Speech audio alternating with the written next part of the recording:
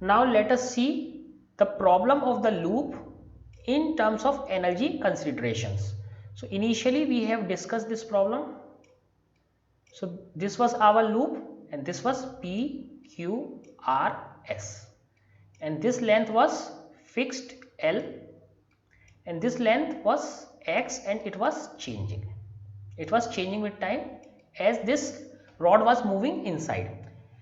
Now this is a rectangular loop, and what we are considering RB the resistance of movable arm. So what is the resistance of this arm is small r, and resistance for all other arms is negligible.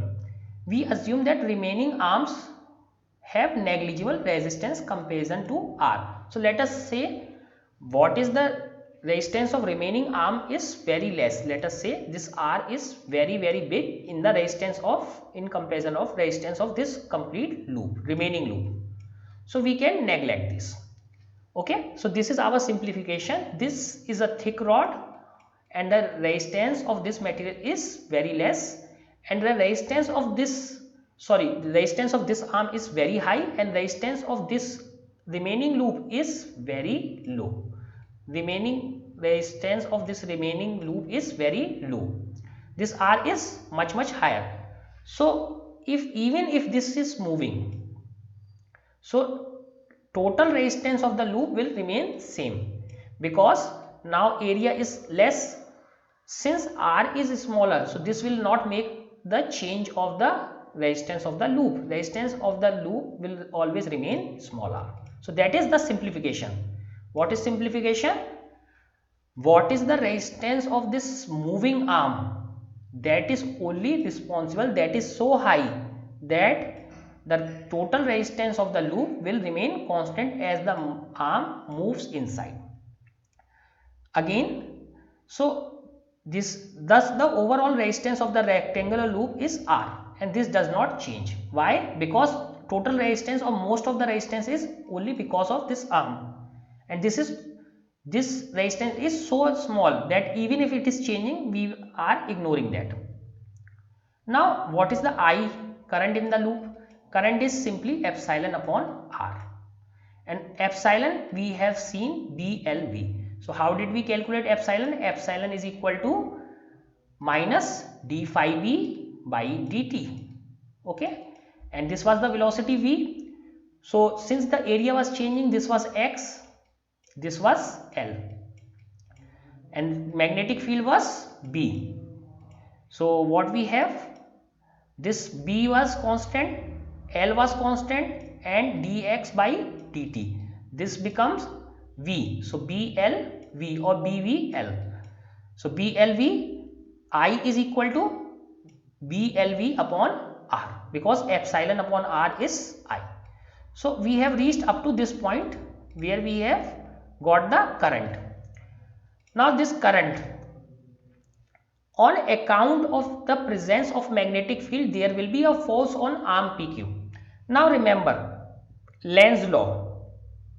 So what we have learned from the Lenz's law, suppose if this arm is moving inside, this arm PQ is moving inside, so there will be some kind of force or current will be produced in such a manner that will oppose this movement. Okay, current will produced in such a way that will oppose this movement.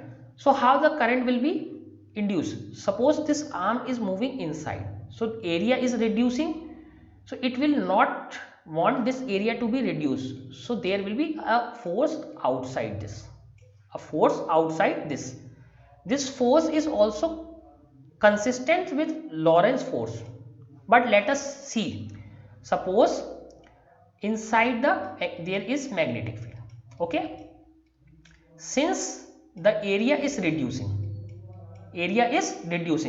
so that means there must be some kind of current which compensate this area reduction. That means the magnetic field initial and the magnetic field induced will be in same direction.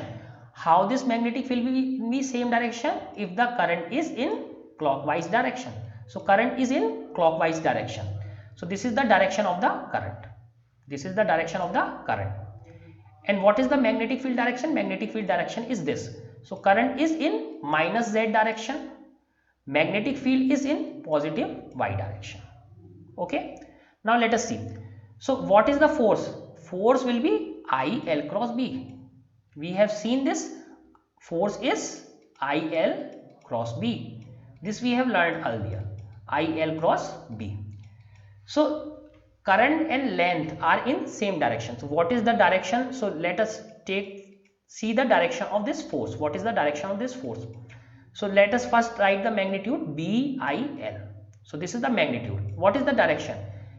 L is in minus z, that means minus k, and B is in positive y, that means j, and k cross j is equal to minus I, and minus minus will become plus I.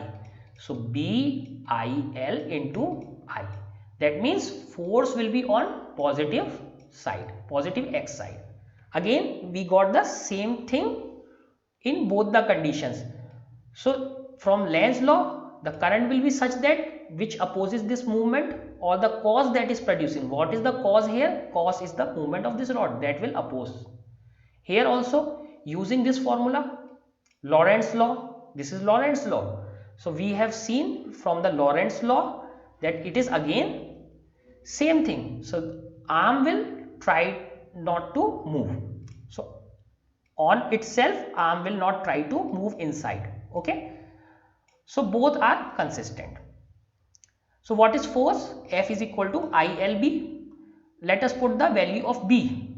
So IL was already there, so B and B square, and this I, sorry, not B, I, value of I, LB was already there, this was I, so B square, this L square, B upon R, so BL square upon R. This is the force. This is the total force which is acting in the opposite direction.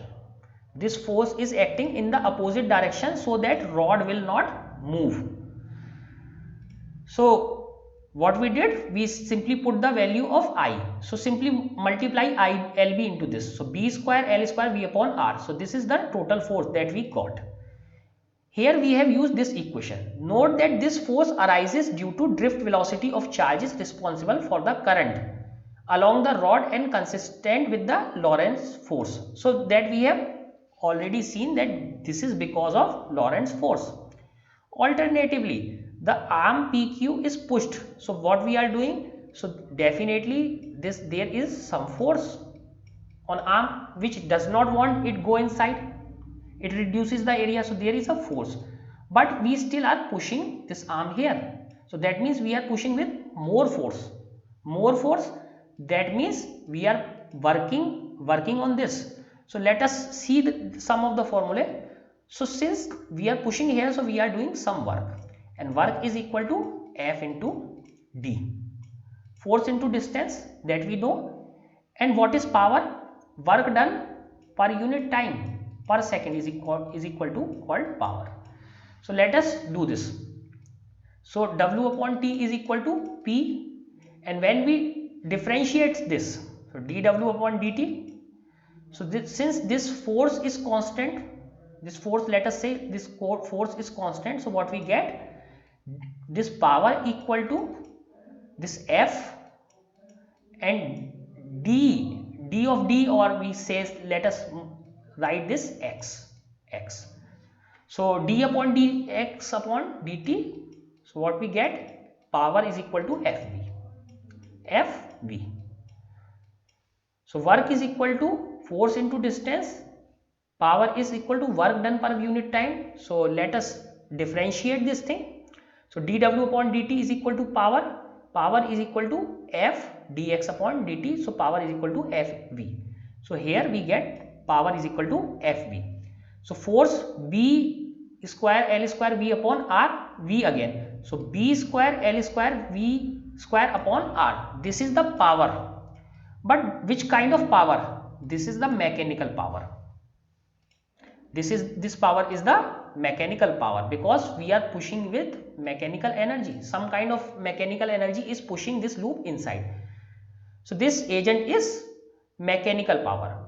Where does this mechanical energy go? Suppose if there is some energy, so where is this energy is going? So the answer is this energy is going into Joule heating. So what is Joule heating? Again, Joule heating is P J means Joule heating. So this is equal to I square R. So Joule heating is I square R. So we have already calculated the value of I above. So I was epsilon upon R. Okay.